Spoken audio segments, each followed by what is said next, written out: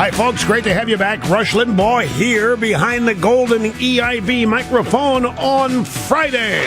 And now, from sunny South Florida, it's Open Line Friday. One big, exciting broadcast hour remains at 800-282-2882. And the email address, lrushbo@eibnet.com. Great to have you here, folks. We make the most of every precious broadcast moment while making them at the same time. Here's that gasoline price story. And by the way, I need to find something here. Let me find real quick here. Okay. Just a second. When Obama took office, when Obama was immaculated, a gasoline price is about $1.70 a gallon. Snerdley doesn't even believe it. Not even 4 years ago, it was $1.70 a gallon. Now, in some parts of California, it's over $4. It is almost $4 here. Okay, so here I have in my formerly nicotine-stained fingers this Reuters piece from Tuesday. Rising gas prices not a big concern for voters. Now, you remember all during 2007 and 2008, all the media whenever the gas price would rise, they would panic and talk about Bush and the economy and the strategic reserve and this horrible and the cost of living and no family vacations in the summertime. It was now, and the gas price $1.70 now. Even as President Barack Obama considers using U.S. oil stockpiles to halt rising gasoline costs, a Reuters poll released on Tuesday shows that economic pain at the pump is not a big concern for voters. Oh, no. Fuel and gas prices rank the last among 10 factors that influence voters in evaluating Obama's job performance. Healthcare, the economy, jobs top the list. Gasoline prices also lagged behind foreign policy, immigration, and education. The pollster, Chris Jackson, said gas prices relative to the rest of this stuff are much less important. People talk a lot about how gas prices drive attitudes, but it doesn't seem to have a lot of impact on Obama's job approval or how people see the country going. People seem to see gas prices as a separate issue. There just isn't much people think a president can do about gas. Isn't that magical? It's kind of like the economy. It's amazing when there's a Democrat in the White House ruining the economy. The stories always are, the American people, they realize there just isn't much a president can do about it. And, I know, but Bush could have changed it. Bush could have gone and met with the Saudis. Bush could have told Cheney go talk to Halliburton. Bush could have done it. Well, the real proof in the pudding is, they think Obama is masterminding every aspect of government. Obama can make sure you have this, make sure you have that, make sure the country does this. Obama's in total control. Government can do everything except the gas price and the economy. An amazing thing. You need a job. They can't do anything about that either. People realize there's just little Obama can do when it comes to the job market. They're just not very much. Sadly, more and more people realize this is obviously all lies. It is a crock. I got an email from a friend of mine in California about this today. Outraged that the price is over $4 where he lives, and nobody. There's a lot of people talking about it, mad about it, but nobody is reporting that, obviously. But the Democrats hammered Bush in 2006 in the midterm elections, relentlessly over the gasoline price. Now, we've had a string of mainstream media stories telling us that $4 a gallon, that's not so expensive after all. In fact, higher gas prices are good for the stock market. We like higher gas prices. It helps the oil markets. I mean, it really is astounding.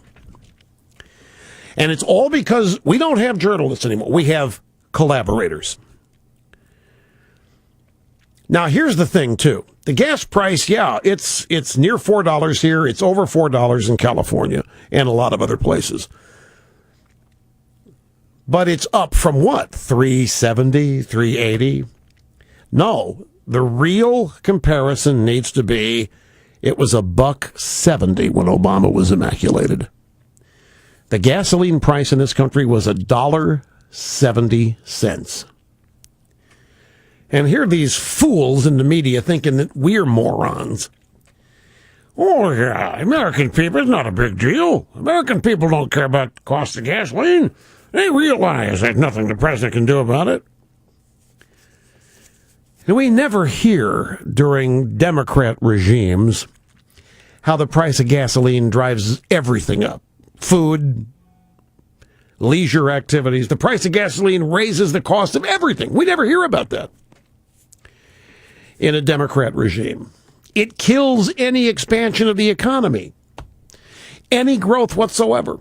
And when Republicans are in office and do anything they can to expand our supply of oil, well, then they trot out blood for oil. No blood for oil. It's not worth American treasure.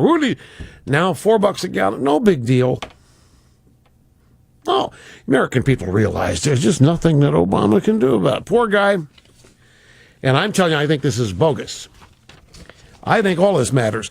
Let me share with you a story here. It's amazing. We do have journalists in the UK. We don't have Obama collaborators. We have journalists. And one of the good ones is at the UK Daily Mail, a guy named Toby Harnden. And I really am reluctant to praise Toby because it can hurt him with his buddies. You know, a journalist being praised by me doesn't help them, because journalists so dislike me. But the truth is the truth. And he has a piece that actually was yesterday in the UK Daily Mail, 4 years after he was swept to victory, how Obama's election campaign is a joyless slog. And what this story is a portrayal of life on the Obama campaign trail that you would never know if you were exposed only to American media collaborators. Here's a pull quote from Toby's story. In 2008, the Obama campaign was full of endless possibilities and expectations of a bright new horizon. This time, the Obama campaign is a joyless slog. And there's something else. Obama now tends to look emptily past rather than at his audiences. It's as if the light in his eyes has gone out. Another remarkable thing is that many of those at Obama's events, like many people across the country, are not listening to him. At an Obama event in Reno on Tuesday night, it was at times hard to follow what Obama was saying because of all the chatter in the crowd. A number of those attending seemed only to want to get a picture of themselves with Obama speaking in the background. In 2008, audiences were rapt, almost mesmerized when Obama spoke. At Romney and Ryan events, there is near silence and many an intent furrowed brow as the case for change is made. But at these Obama events, there's chatter. People aren't paying attention. They're posing for pictures with Obama in the background. And he doesn't even appear to be there. Not even looking at the audience, just looking past them. It's little stories like this that we'll never see in the American media that tell the truth of what really is going on out there. We see the smaller crowds, and what are we told? Well, we're purposely speaking in front of smaller crowds. Really, why? Why do you want smaller crowds? More intimate, the Obama campaign says. Yeah. It's much easier to be intimate with crowd. We're seeking smaller, and you know what? In addition to smaller crowds, we're actually trying to raise less money at each one. Oh, really? You're trying to? Yeah, because it looks better. $3 per head to get. Yeah, The truth of the matter is, folks, there isn't any magic in the Obama campaign anymore. And I said yesterday, kicking off of the Bob Tyrrell piece, the American Spectator, Obama is running a campaign for morons.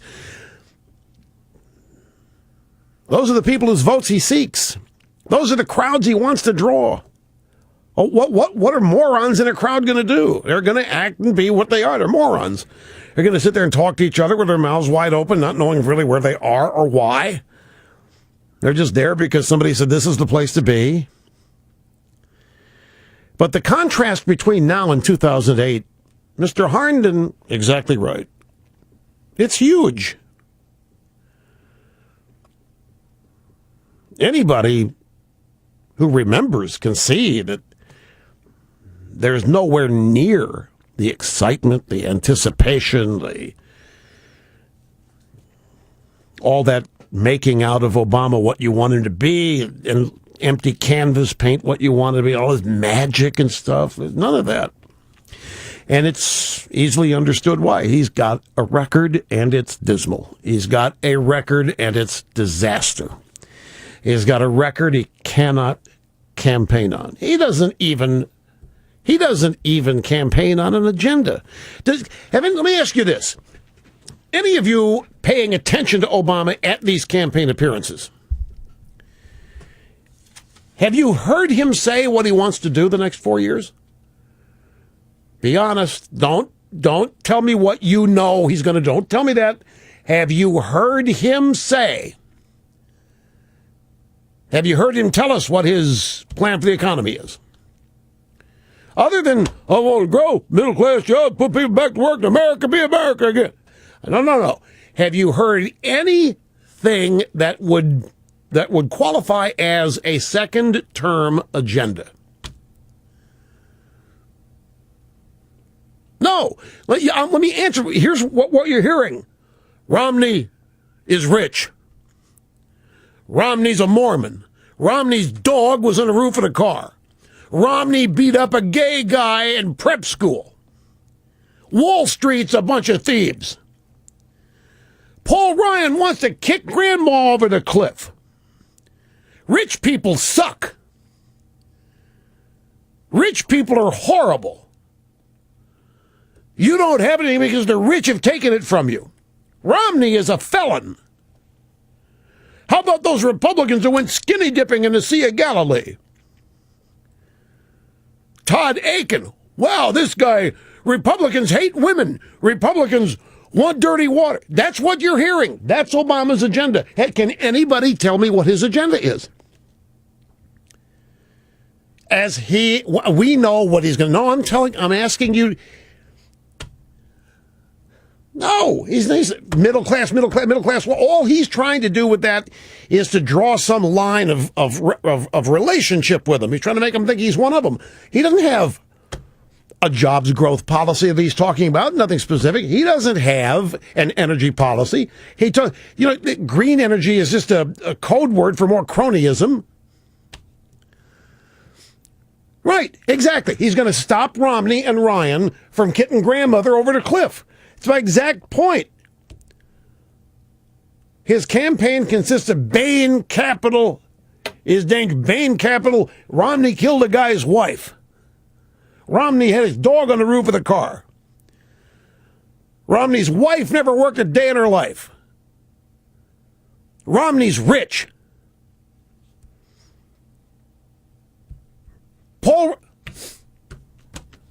He's going to give away birth control pill because Republicans want a war on women. My whole point is that his entire campaign consists of trying to scare everybody in his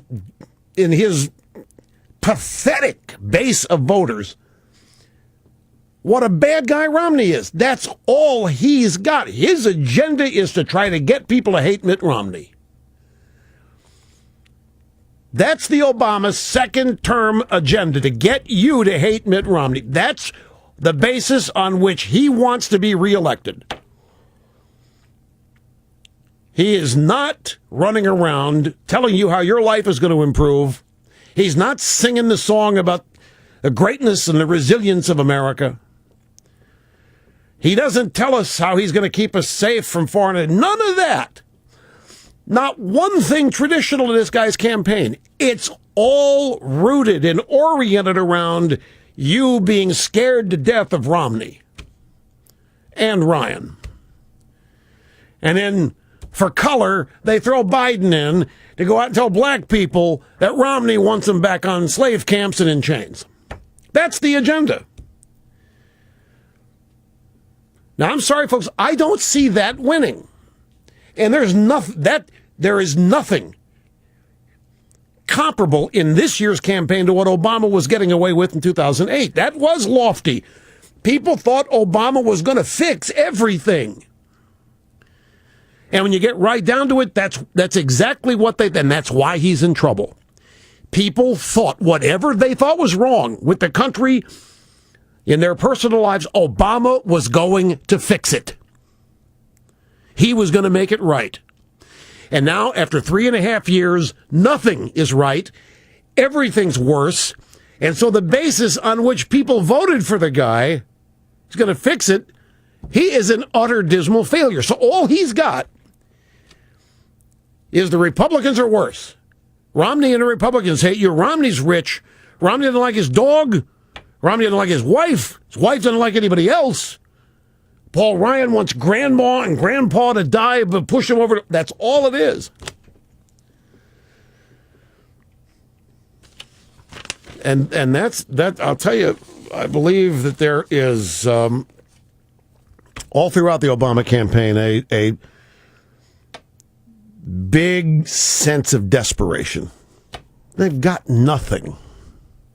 They can't be honest about what he intends. And we know what he's going to do, but he doesn't dare tell anybody.